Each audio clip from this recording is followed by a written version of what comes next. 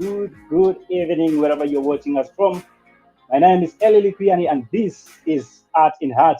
Allow me to introduce tonight our show and my co-host all the way in Kisumu, Kenya. Karibu sana. Thank you, Nyanduko. Ellie. I'm actually in Kitty. Oh, Thank you you so just much. I'm decided actually to in transfer Kitty. yourself. Yeah, so good evening, everyone, and welcome. We hope you're going to have a good time and a good show, and can't wait for your feedback. Thank you so much. And ladies and gentlemen, we have all the way in Denmark our resident councillor. She is one and only. Atuambie jina lake. Hello, guys. I'm Victoria and Katha, and I'm happy to be here. We expect an amazing show, and we hope you're going to learn a lot and also teach us some things. Share your thoughts, share in the comment section, and let us know what your thoughts are on the topic. And let's have a good evening. That is Victoria Ankara. Thank you so much, Victoria. And today we try to mix it a little bit here and there because last time I had all ladies panel, but tonight we have a very interesting gentleman on the panel, none other than DJ Nick on the deck. But I won't take all his spotlight. I will allow him to introduce himself. Nick, if you can hear me. Yes, so my name is Nick. I'm a sound enthusiast. I'm a creative director. Yeah, and I'm excited to be here and to be able to talk about this. Hi everyone, thank you for joining. My name is Noreen Ambata, and I am a teacher by profession. I deal with ECD, that is early childhood education. So we are happy to have you today, and we believe that it will be an interactive session with you. Karibuni sana. For those of you who have been following us on Facebook and you've been seeing what we've been posting there, I just want to clear a few things here and there. The show is Art in Heart. Our Facebook new page is the Arts in Heart. Hello, everyone. As you all know, I run an organization called Responding to Life. So the handles are at responding_to_life. On YouTube, it's Responding to Life. And to follow me personally, it's Victoria_Katha on Instagram and Twitter, and Victoria and Katha on Facebook. Thank you so much. We also have DJ Nick from Unique Sounds, your Facebook page, sir. At Unique Sounds on Facebook, at Unique Sounds DJ Nick on YouTube, at Lusuli Nick on Instagram, and also at Lusuli Nick on Facebook. Thank you so much, Nick. And we have our ECD educator. She is a very talented Chinese speaker, so I will let her introduce her page if she has one. Thank you so much. Chinese Language Teachers Association, that is the Facebook page. Noreen Ambata Facebook. YouTube Teacher Noreen. Instagram Noreen Likuyani. And also in Twitter Noreen Likuyani. Thank you so much, Noreen. The one and only Nyanduko 254. Yeah, like he has said, Facebook it's Amy Nyabuto, Instagram Nyanduko_254, YouTube Nyanduko254. Yeah. Asante sana. I'm the only gentleman on this spot who has not so much social media handles, but as you can see, we have there Likuyani Eli, which can send you to the link of the Arts in Heart, which happens to be our Facebook page. You can also drop us an email if you so wish on the artsinheart@gmail.com.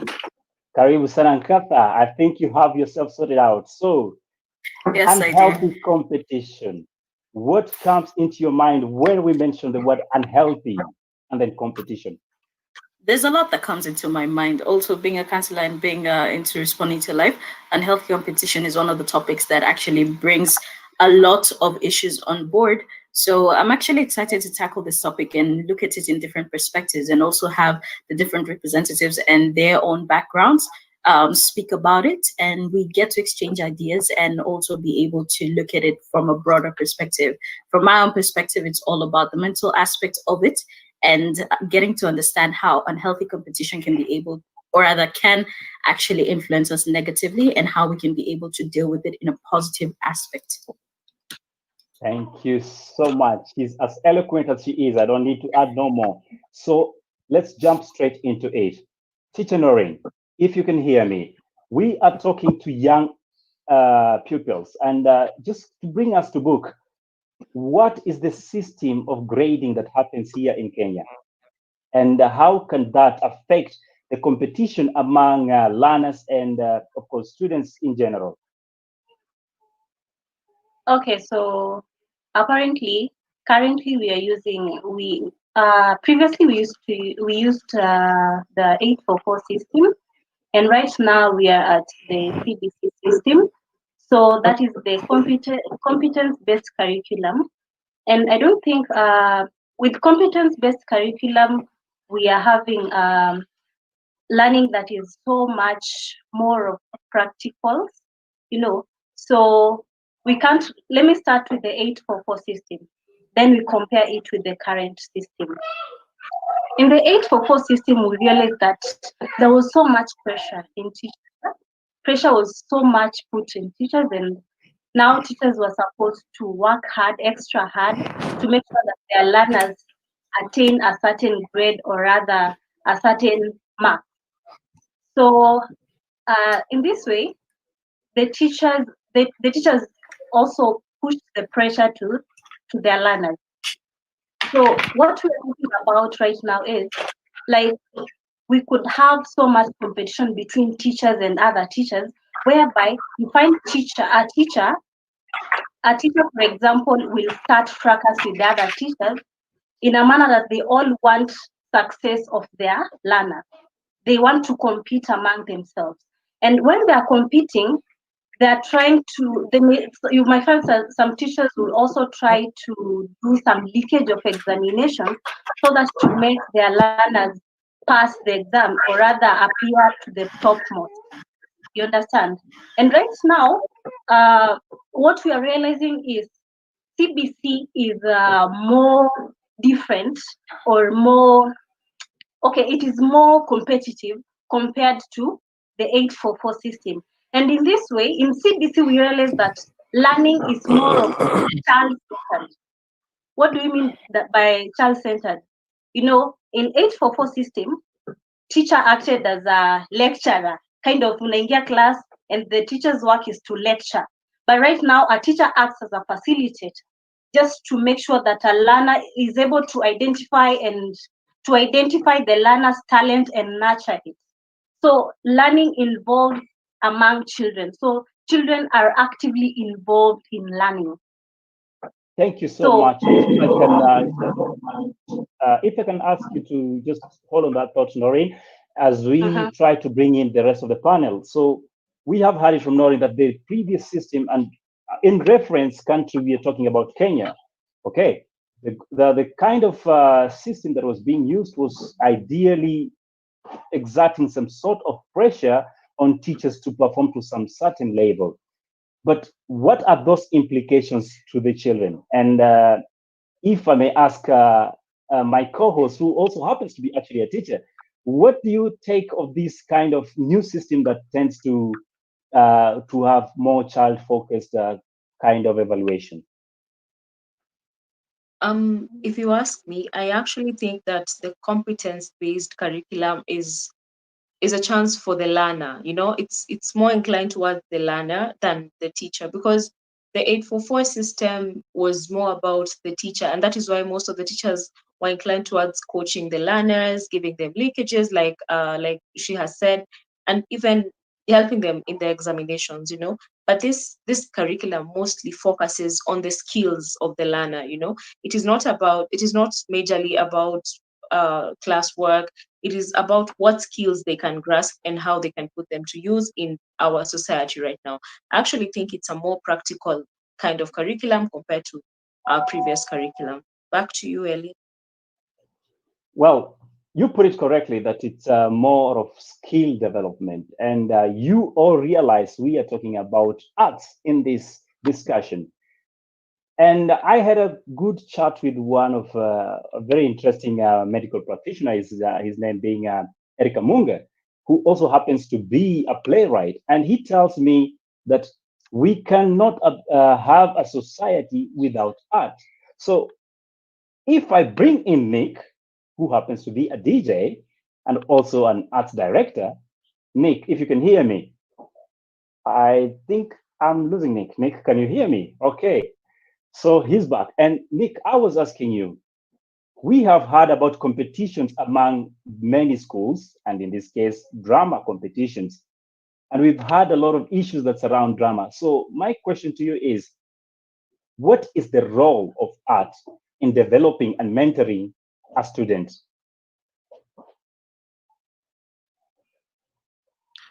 First of all, I think the biggest role to me of art is for the student to be able to have diverse perspective of life, because you realize that when we get to school, we all come from different backgrounds, and of course, depending on whether depending on the location and the environment that someone grew up in, it generally affects their perspective of life and the way they approach things.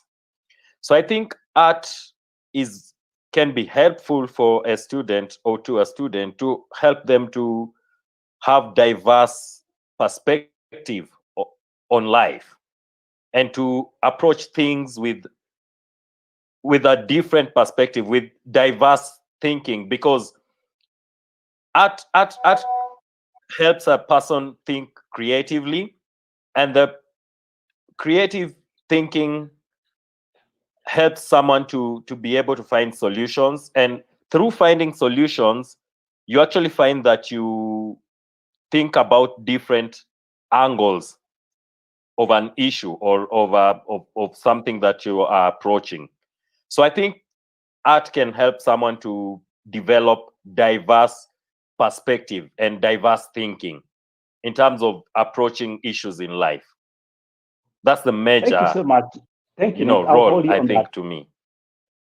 I'll hold you on that and just dive in a little bit and ask this to the general panel. So when does it exactly become unhealthy to have this sort of competition? Because we realize the first one is about educating or giving education and grading these students. And then we have arts, which is supposed to give us a general view of life and have an in-depth way of finding solutions. But we have issues and stories of people going to so deep lengths and ages just to outdo the rest. When does it become unhealthy to cause competition among students or learners or the society at large? Nkatha. I believe that one of the things, or several things, cause unhealthy competition. Competition is good in general, but it becomes healthy when there's an idea of fear and scarcity brought in. Number one, when there's this idea of there's not enough success to go around. Therefore, you find that there's some students who would literally do anything and everything to get to a top grade or top number, simply because there's this fear of failure, there's this fear of success is limited, and so on and so forth. It also becomes unhealthy when competition is about getting validation and attention, not attaining achievements. When people start looking at competition as a source of attention and validation from other people, it becomes very unhealthy. Another thing, it becomes also unhealthy when it's all about diminishing others. We have this system of numbers. Therefore, number one will start looking down on number 30, and number two will start looking down on number 10. When people are looking down on the rest, it becomes very, very unhealthy. And the last thing, it's winning at all costs. We look at the arts, where people are literally corrupt, where people are doing everything and anything to crush other artists, simply because they need to win at all costs. I believe that these are the four main things that make competition unhealthy. Wow. Nyanduko, what do you have to say about the remarks we're having from our counselor? I will move away from the school setup. I'll take us to the real life art. Okay. So we've all heard about artists who have lost their content, whose channels have been hacked, and when you look into it, sometimes they say it's their fellow artists who hacked them. Sometimes they say it's their friends. We've had people expose other people just to bring them down. Competition becomes unhealthy when you do anything to win, and society has made it worse by saying that the end justifies the means, and the bigger picture is there's enough success to go around, and if we start seeing it from that angle, we'll probably do away with this unhealthy competition where we have to win. You've heard about directors who playwrights who write things that are not even good quality, and there are people who write better, but because they are known, because they have made a name out here for themselves, good artists will not succeed because there are other people who are known or who have money to push their content, and others who do not have the ability to push their content or have the name per se. So we lose good content and good actors and good artists to unhealthy competition because they cannot compete in this world that needs money, that needs a name for you to be able to compete. Where do we draw the line between healthy and unhealthy competition? Noreen, you're a teacher. Have you ever been put in a position that you feel like the parents or your bosses expecting too much in terms of performance to the extent that you have to cheat to get away with it? And cheating means leakage to the students. Currently, I'm a teacher under the competence-based curriculum. And now I can't say I've been in that position. Right now, what you are dealing with, the type of grading system in CBC, we are starting from the highest to the lowest per individual in each subject or in each learning area. There is no ranking. You understand? Compared to 844 system. So my work or my role as a teacher, when I realized that, okay, let me talk about the grading system now from the highest to the lowest. We have we have the four ranks, that is per child and per learning area. There is exceeding expectation, that is the highest. You're ranking the child as an individual according to the expectations that he or she has acquired. So exceeding expectation is the first level. Then we have meeting expectation. Then we have approaching expectation, and finally we have below expectation. So as a teacher, once I realized that my learner in a certain area has in a certain learning area is below expectation, I need to note that it is my role as a teacher to step in and help the child. And before I do this, I need to make sure that I make the management understand the kid and also the parents. After doing that, I'll create some time. I'll find time for that child so that I have free time with her or with him for me to be able to assist him or her in a certain area that he or she is not performing well. Remember, he is not being ranked. It is about the child. Then, right now in CBC, we are not allowed, as teachers, we are not allowed to sit. Like in 844, teachers would go to class and sit. You give children some work to do, and you go somewhere, you sit as you watch them do. Right now, you're not allowed to sit. You realize this student has a problem in this learning area. During that lesson, it's you to walk around and know, what can I do, or where has he stuck? You understand? So I'm not given a chance to lie or to prove to my boss or the parents or the whatever, the management, that this child is the best. It is my time and my role as a teacher to make sure that the child succeeds. And that is why you call it competence-based curriculum. Well, Maureen, you've said it's competence-based curriculum, but most of us on this panel have come from a generation that some time back you would mention a school and all of us will shiver because you've mentioned some giant so-called institutions. What are these kind of inferiority complex and what are the effects, Nkata, once again? So one of the things that I'm very grateful for is the fact that I have gotten to also study in Denmark, where there's a completely different system. Now, I'll permit me to kind of compare and contrast. In Kenya, we have the system where schools are by league and by the top students. Once you have the top students in the primary schools, they go to the best high schools. The best high schoolers go to some of the top universities and so on and so forth. And these are ranked by the smartest, and the smartest is ranked by the grades. The grades are basically from the educational system. Whereas in Denmark, we basically, everybody's grade is their secret, and you study, you learn. You're not placed in an institution based on your grades. You're placed in an institution based on where you are from, your school district, what is closest to you, and so on and so forth. And the grading goes as per what we were talking about, the competence. You are graded by how satisfactory your studying and your level of education is.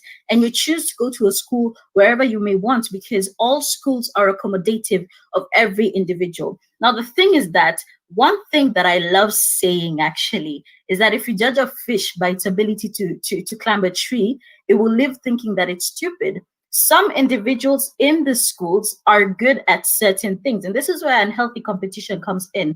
If you judge somebody who is not good at mathematics by their level of mathematics and their grades in mathematics, and defining that as their intelligence and their level of getting to pursue in the world, they will forever live thinking that they're idiots, and they will sit back, and that could be detrimental to themselves. Whereas if you judge every individual based on what they are good at, in Denmark, for instance, there are different lines of education based on what each student is good at. To be honest, here, we have things called higher level, medium level, and low level, where you can study mathematics at a high level, you can study mathematics at a B level, and you can study mathematics at a C level. You can study physics at an A level, at a B level, and C level. English, the same. So every student can be able to choose. I can be able to mix my classes such that if I'm good at the sciences, I can take my physics at a high level. And if I'm not good at the languages, I can take it as a C level. And it will still count because it will be able to place me in a situation where I can be able to mix and match my own competence and be able to also go after what I'm really good at. And that is what healthy competition is all about. But if you are in a system where you are placed and you're told that all grades count for the same, and you have to be number one, number two, number three, and they give you prizes on being number one, number two, number three, it places people who are not as good at certain things at a very bad level, and it really places you in a bad situation. The same we see in real life. Let's talk about content creators. Some content creators are pressured into doing some type of content because they can see, oh, this is what is going, that's where I will go, instead of being themselves, because hey, people want to make it and they're willing to fight and willing to do anything to be able to make it. And that's where we're like, there's no diversity in the industry either.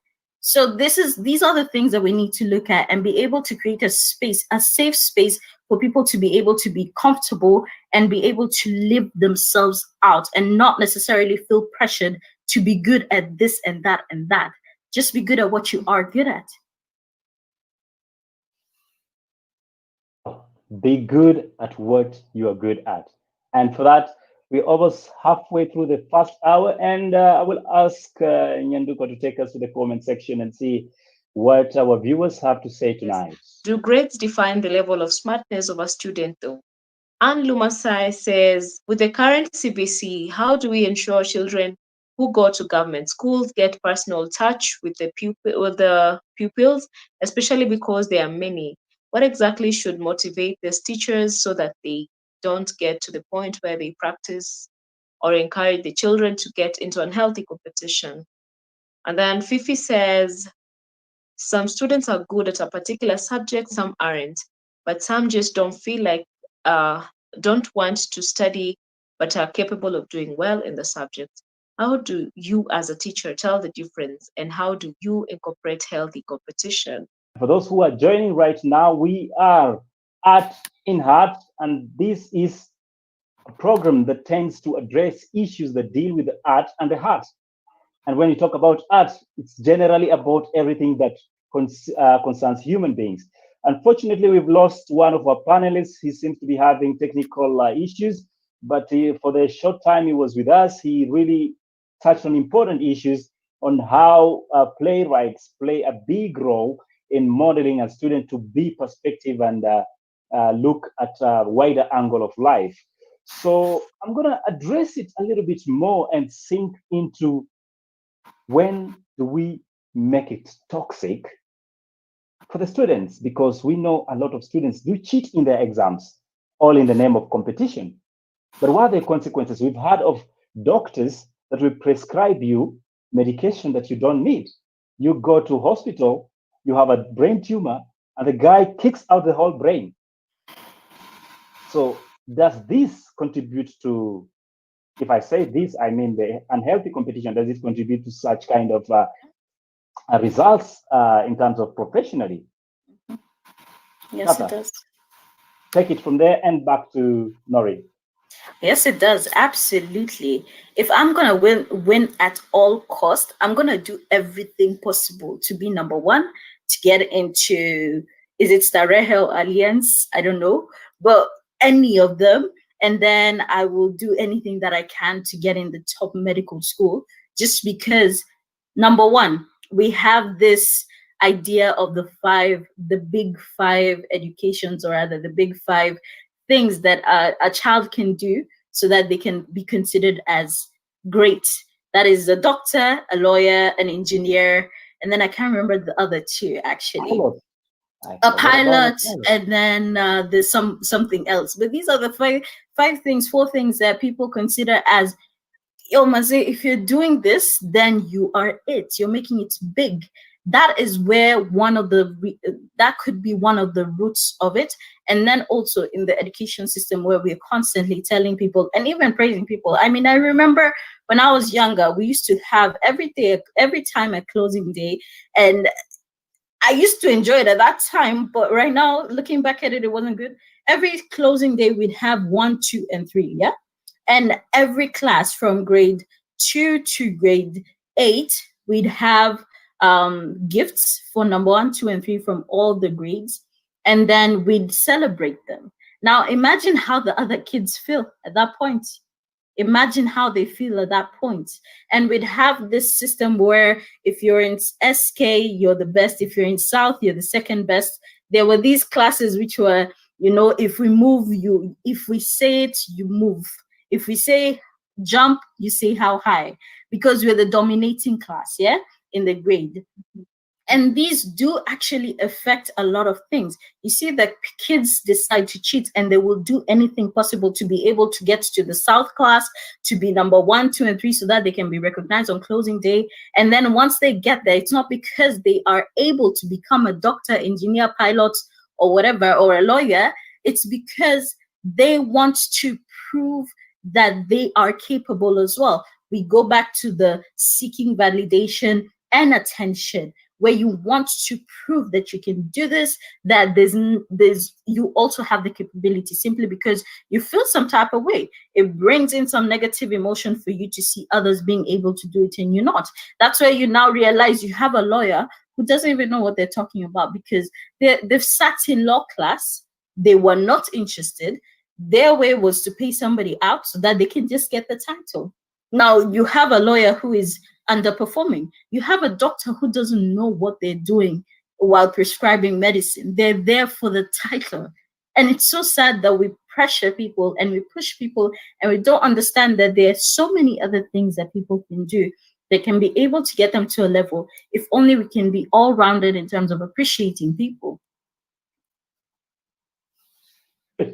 And Noreen, the end justifies the means, or the means justifies the ends. What is your take on that? Should I cheat in my exams just to make it to the best school, probably the best drama school or the best university? First of all, I think about this, I'll take the blame maybe to the caregivers or the teachers. Yeah, the caregivers and the teachers.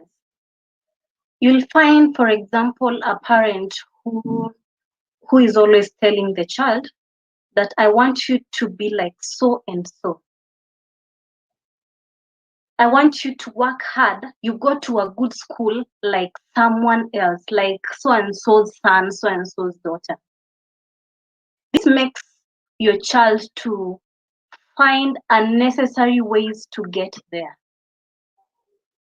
They might be necessary to the child at that moment, but in the long run, they'll be causing a lot of damage to the child.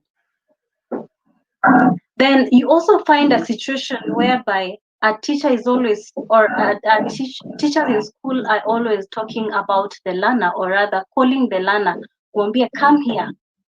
You've not done well in this subject and in this one and this one. What's happening? So they're trying to make the learner feel, they feel like, no, I need to do something extra.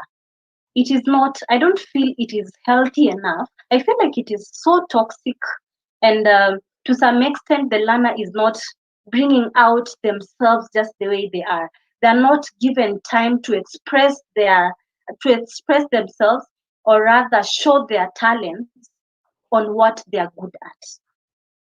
So we should not put so much pressure to learners to be like someone else because someone else's someone was there, just to make sure that they have a name.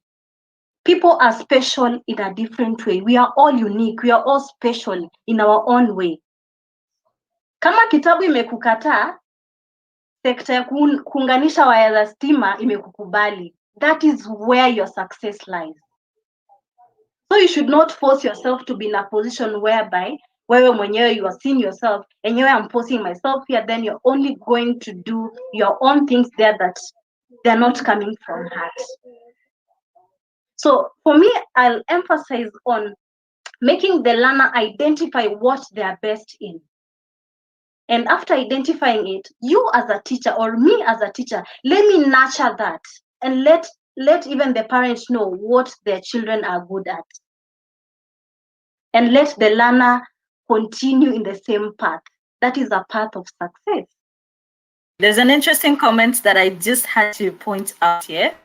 It says 2 guys were hitting on the same lady. And when one realized that he was not faring well against the competitor, he told the lady that the other guy was HIV positive. Would you call this unhealthy? Now we're diving into a different sector now. But I feel like this is a very interesting comment.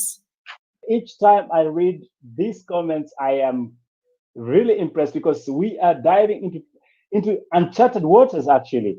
And Wesley has put it out very correctly. 2 guys were hitting on the same lady, and one realized that he was not faring well against the competitor. He told the lady that the other guy was HIV positive. What would you call this, unhealthy? And for me, I don't know what guys have to say online, but I have my opinion. It's not me to say what I think about it. Luca, what would you say about it, Luca? Actually, I think that was meant to be a pun. We got the joke, Wesley. It's interesting, and it's actually unhealthy. It's unhealthy. It's unhealthy in the fact that he said the guy was unhealthy, and the fact that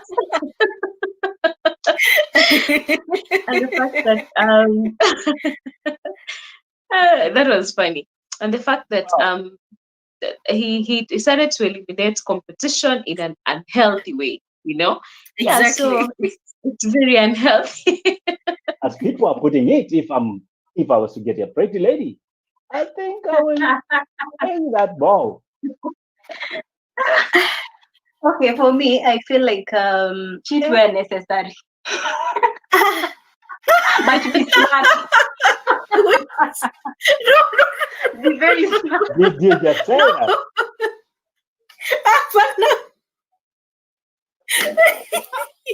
Well, I get the joke. I get the joke, but well, that's a good one. You got us, Victoria. We know the consequences could be so diverse, right? But we live in a society that the end sometimes justifies as the means. But my question is, what do we do to change the narrative? Because it doesn't just start with schools, it doesn't end at schools, but we have it at workplace. One of the most important things is to be able to acknowledge each and every individual for the different capabilities that they have. Everybody has different capabilities and abilities, and all combined can be able to bring into a system that can be able to work. Now, we were talking about politics, we're talking about the workplace, we're talking about arts, we're talking about different areas. However, the things that are all combined together is being able to bring people to understand that if you're talented in art, if you're talented in music, if you're talented in mathematics, if you're talented in this and that, the mathematics guy can be my accountant, the arts guy can be my graphic designer, or can be my singer or something like that. The musician can do my music, and so on and so forth. In other aspects, the photographer can do my photography, and I can be the speaker. You understand? Whatever everybody is good at, you combine all these things together, and you make a force to reckon with in any system. In the workplace, you have an organization. An organization cannot go without a finance guy. It cannot go without the marketing guy. It cannot go without the head of HR. It cannot go without different individuals. There are people who are better managers at work, while others are just the accountants who are really good with the math, and they make the system work. If we are able to bring all these combined and place it in a situation where we know that we can make it work, then it places us in a better situation, to be honest. When you place, like I repeat and I say, if you judge someone by the fact that an accounting guy, you'd expect an accounting guy to thrive in marketing, Bana, it's gonna fail. If you judge a DJ by the ability for him to sing, come on. it's not gonna work, to be honest. So it all boils down to accepting the fact and nurturing different abilities, capabilities, and talents. Otherwise, you're gonna break individuals into thinking that they are inadequate in the society. You're going to make people think that they cannot do it. And it all comes from building the self-esteem of a child. One of the comments said that parents also go in and they tell a child that they cannot do this and they cannot do that. And we've also heard from my fellow panelists, and she says that you go as a parent and you tell a child, be like this person, be like that person. You didn't bring your child to the world to be like that person. You brought your child to the world to be Victoria Nkata. I cannot be Likuyani Eli, neither can I cannot be just anybody else. I am Victoria Nkata. Likuyani is a great MC. And trust me, I can do other things, just not MCing. Honestly, Yantuko is a great comedian. She makes people laugh. If I try to make people laugh, maybe they might cry. They might really cry. I mean, it's she's a great teacher and she has a great mind. If I'm to give the knowledge that she does, I will not be able to do so. And I may not be able to handle kids the way they're supposed to be handled. But look at us. We are in the panel. We're giving different points and we're able to make it all work and find a system and a situation and an answer that can be able to help others also learn the same. Therefore, we are all great minds, just in our different abilities. And this is one of the things that we need to be able to help other individuals as well, wherever we are, whether at work, whether with kids, even in politics. We also need that as well. Yeah. You will be surprised how deeply rooted this unhealthy competition is in our entire upbringing. how many times did you have to simp in front of your parents, for favors? And how many times did you have to snitch on your sibling? It starts when we are growing up. How many times did your parents ask you what number you were, instead of how well you performed, or what you did well in and what you're good at? How many times have we been in situations where we literally know we are pulling other people down, but we have to do, and we say we do whatever we do to survive. But if you look at it, we're literally pulling other people down. And sometimes some people might say that is the survival for the fittest, blah, blah, blah, the strongest survive. But do you realize that how many times did your teacher tell you you're stupid because you could not perform well in mathematics? Who said that having good grades is a sign that you're smart? Who said that? And what makes society think that, we have people who did not go to school, people who have made it in life right now without having, this knowledge of books that most of us have. Some of us went to school and crammed all that, wrote more Kenyas and passed. So what becomes, and then these are the people who become, you're book smart, but you're not street smart. You cannot survive in the streets because you read the books, you crammed everything, and you did the exams and passed. What next? What comes after the examinations and all that? What comes after buying likes on YouTube and getting a verification, and then you have no content? What next? So competition, unhealthy competition, has been there since the beginning of time. Sometimes we do not even see it, we do not notice that we're taking part in it, but sad reality is we all are. And we're gonna just have to change one unhealthy competitor at a time. We can't do it the whole world at the same time. So one person at a time. That's my tip. One person at a time, like we said. However, Moran Tabo tells me people out here are confusing jealousy for motivation. I think that ends up being unhealthy. And Norin, what do you think about this? Jealousy for motivation? Jealousy is kind of poison. It's kind of poisonous to us, to our lives, to our surroundings, And we have a different path in our lives. We have different goals to achieve at the end of everything. And I also say that we are special in our own way. We are successful in our own way. So why can't we just focus in our path?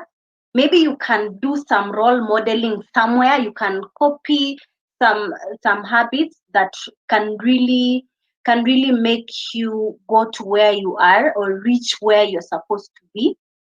But do not dwell yourself into jealous too much, because it's too poisonous. And this is Gordon Sigero, who says, we talked about cheating. What if you have what it takes, right? What if you have what it takes to be in a particular position, but the system won't just allow you? In this country, we call it deep state. It will not allow you. Should you just cheat and prove that you deserve the position, or sit back and wait for time to take care of itself? Fifi also said that she felt it when Noreen said cheat when necessary, because after all, somebody, and I'm going to combine this with this other comment, I'm going to say no. At the end of the day, I'm really going to say no, based on the fact that I've been working on responding to life, and I'm going to give you my own life scenario. I've been working on responding to life for 4 years, 4 good years. And the thing is that responding to life has not always had a sense of impact. And I can tell you for a fact, there's a time where I really got demotivated because I really want to reach out to people and I really want to, get my content out there and be able to help as many people as I can with mental health. And it really got to a point where I felt that there are other people who are doing certain things and they're getting recognition. And to some extent, I also felt like there's some people who are not necessarily as talented or as proper in terms of what they're putting into the world. Therefore, I didn't understand why it wasn't working for me. And therefore, I learned how to practice patience and be true to who you are. The problem with cheating is that, first of all, it takes you down in terms of your integrity, and you end up looking at someone else and you change and you shift your mindset to start copying somebody else in terms of what they do so that you can get ahead, or even compromising your own self-worth simply because you want to go there. We go back to the topic of doing anything possible to get ahead. Now you have to really rethink, what is your goal? Is it the fact that you want to get there, or is it the fact that you want to do something that is proper for you? Somebody says, I think cheating for position will not go far. Exactly the same as I'm saying, and this is actually my mother. But waiting is not a solution either. Finding your purpose is what one should do. Exactly. And like I gave an example with responding to life, finding something that you're willing to fight for and willing to do every single day until it gets to that point where it's creating value, it's doing something for you, and you're getting to where you need to be. That is what works for you, because you're not going to wake up every single day feeling right that you're doing something that is not gotten in the right way. And I can tell you, it's not a pretty feeling. I can tell you, some of the influencers that are sitting there, they do have some sort of pressure to be able to withhold whatever they've gotten to, because that's what they place themselves at.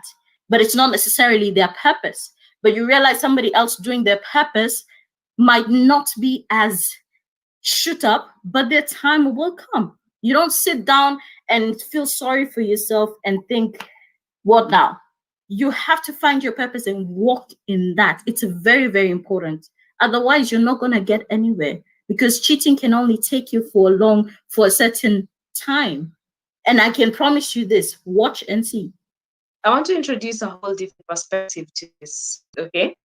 Now, we're talking about abilities and talents and arts, as well as in relation to, academic achievements. Now, someone mentioned something about Jalango getting a job with a Form 4 certificate. Now, this is where I bring in the aspect of talent.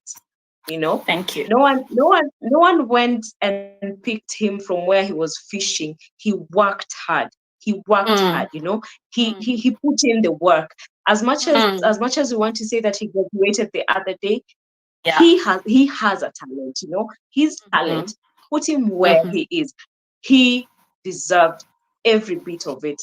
But there could be other things involved in the process. People might say that people went to school for it. How much work are you willing to put into it? I started my YouTube channel and I was about to quit at some point, because I knew I'm funny. I was like, I'm funny. It's gonna take a few days. Somebody just said you thought you were funny. So I was like, I know this is gonna pay in 2-3 days.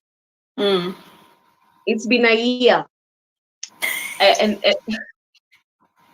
we're still here. I have not done content in a month, by the way, and I'm still, trying to. I was trying to tell this to myself. As much as I'm telling this to you people, I'm actually telling this to myself. It's merit. He put in the work. The only if people complain about people who just come into the limelight for dancing and trending a single video, and tomorrow they have jobs, I don't know about that. But for people like Jalango, there are people with stories, there are people with stories, and you can see their journey, you can see the work. And for me, that is pure talent and hard work. And this is where we put the connection between art, competition, and unhealthy competition. So for me, if someone feels that there was any unhealthy competition, if there was any cheating involved, then that is a different case. But if we're talking about someone who got a job before they got a certificate, how many of us have been employed in places without papers? Simply because how many times have you gotten job offers, Gather, because you can, you're eloquent, because you speak nicely, because you're confident, or because you know your stuff, So for me, it is purely on merit. What do you think? I believe it's very, very important to also note these things. Sometimes papers are not everything. Like we also started out by saying, if school is not working for you, then keep it moving. Because in some situations, it's pure talent. And for me, I didn't go to school to speak. I didn't go to school to do the things that I do. It was it was passion. Passion. I digged into what psychology is all about. I digged into mental health. I did so much research. I've studied, I've done public speaking courses, and so many other things as well. And the thing is that when people are stuck in situations that they are not qualified for, or rather they don't have jobs. Sorry, not stuck in situations that they're not qualified for, but they're stuck in a status quo of not having a job, not having nothing. It's simply because most of them, like I'm being told here, they are seeking jobs that their teachers told them that they can get, or their parents have, or their friends have. We go back to the whole topic about doctor, lawyer, engineer, pilot, and so on and so forth. Everybody has papers, but it's not necessarily their passion. Therefore, people are not going to go hard. If I'm passionate about something, trust me, believe you me, I will go hard. And whether I'm told no, I will fight. If I'm told no severally, I will create that opportunity for myself simply because I am passionate about it. If I have papers that I don't care about and I get a no, I will sit down and I'll be like, so now what? Okay. There are no opportunities. And then I'll end up being a person who just complains and so on and so forth.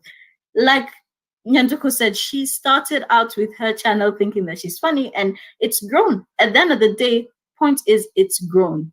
For me, I started out on something that was personal. And then I grew because I could see that I'm not the only one. However, I put in time and effort. If I can surprise you, I have a degree in economics and business administration. People really think I have a degree in psychology, or I have a degree. I have a completely different thing from what I do now, to be honest. And that's something else. However, my passion lies in being able to help people, being a counselor, helping people with their mental health. And I'll go hard, whatever it takes. If it's going and getting that degree, and because I have a certificate in psychology, but if it's going to get that degree, I will go and get it. If it's going for those talks, I will go for them, because that's where my passion lies. And that's what my purpose is. Realize your purpose. If there's anything that's very, very important, realize your purpose. For anybody here, it's never too late, it's never too early to realize what your purpose is, and let that be the direction of what you are, and get your purpose to align with your papers. Right now, my business degree is going to help me in terms of my organization, because I've learned about management, I've learned about things. So sometimes I don't necessarily need to go to the psychology, because my business degree will be able to help me in the other aspect of things. So let your purpose align with what you have on your papers. That is if you've already gotten your papers. And if not, find a way to get papers in what your purpose is. Now, before I give it back to Ellie, I'm going to read a very interesting comment that I saw here. Now, Wesley says, I think the question that we should be asking ourselves is, how can we thrive in spite of the unhealthy competition? Because in as much as we may want to change the society, we are not in control. Let us face it. Reality is unfair. It's actually very true. I went to school, did education, English and literature, and I knew that once I'm done with school, I'm gonna get a job because I believe I'm good, And society has made us think that after school you get a job, and this is why people are feeling entitled. That because I have a media degree, and say Jalango does not have a media degree, but he has a job. What is the difference between you and that person? That person put in the work. You have the papers. The person put in the work. So it's about putting in the work. It's about what are you willing to, what are you willing to do, and how healthy is whatever you're willing to do. How are we going to thrive despite the unhealthy competition, like Wesley has said? It's not easy to change society right now, because these are things that have been there since time memorial. They've been with us all along. We've been dealing with unhealthy competition since we were children. How many times did you fight with your sibling for food and went and snitched your parents? You know, these are things. You know, the things that have been there. Of course, it is sad, but they are going to be there. And in spite of the situation right now, we have to learn to live with what is. So, what do we do? How do we move forward from this point where we acknowledge the fact that there is unhealthy competition in society? So, how do we move from this point on? Fifi said something that is very interesting. She says, point isn't changing the society, point is changing internally, and things will start to change externally. We have been through unhealthy competition. We have all been through unhealthy competition at some point. And this is making me smile from one side to the other, because this is exactly what I've just been saying and exactly what I'm all about. When you change your mindset towards situations, you can never change. Areas under your control are the way you respond to life. The areas under your control are your feelings towards situations and what you have inside of you and what you can bring out to the world. The areas beyond your control are the jobs out there. The areas beyond your control are the responses of people out there. The areas beyond your control are everything out there. But once you have the areas under your control in check, that you know what you are worth, like I go back to the topic about purpose. Nyanduko said something about purpose and papers. You have to find that balance. You really have to find that balance and put them all together and go for what you want. Go for what you want. Go for what you love. And if not, create that space for yourself. Go from nothing. And this is somebody who's saying from nothing to something. Fight for it. It doesn't matter how long it takes, but once you find what you're passionate about, I can tell you, you'll be waking up every morning. Nobody will be telling you to go hard. You will go hard. I kid you not. You will go hard. So with that, you can be able to fight through the unhealthy competition and create that space for yourself where it's your own lane. It's your own lane that you're running at. Therefore, it will be a healthy competition. You'll be at a healthy state, and it will all about you and your purpose. In a nutshell, what I've gotten from what Nkatha is saying, before I give it back to you, Ellie, run your own race. You know, we get it wrong when we try to, we are all running different races. My lane is not your lane. I'm doing a half marathon, you're doing 100 meters, you're doing, 100 kilometers. We're not doing the same marathon, we're not doing the same race. And once we figure out that, we realize that we are doing different races, it will be easy for you to focus on your lane and work from the inside out. Do not try to change someone else before you work on self. So work on self, and then someone will see the change from you. It's from you to them, it's not from them to you. Back to you, Ellie. Well, the ladies are laughing because they know what happens on air stays on air. What happens